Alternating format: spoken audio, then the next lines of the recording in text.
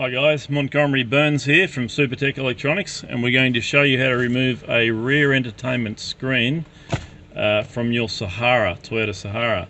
Now, one of the most common issues is people will have their baby capsule, they'll roll the seat back or they'll roll the baby capsule forward and they will break the screen, in which case the screen will have to come out and get repaired. Alrighty, tools you will need today is a plastic spudger and a 10mm socket.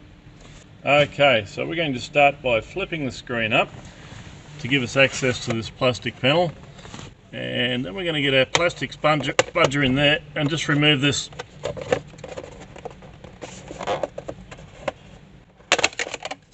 plastic cover, and we'll put that aside. That will expose 1, 2, 3 10mm sockets, and we'll need to remove those. And bear in mind, once we get these off, there's nothing holding it to the seat. So make sure you're supporting it with your other hand. It is connected by electrical cables still.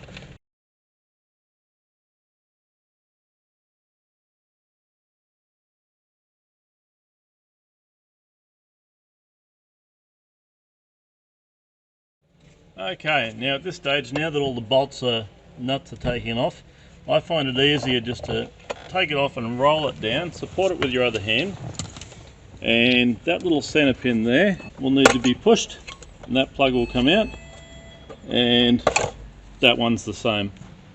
So you see how they've got a little center pin to push and you need to pull it back. Now you can send that off to Supertech Electronics for repair.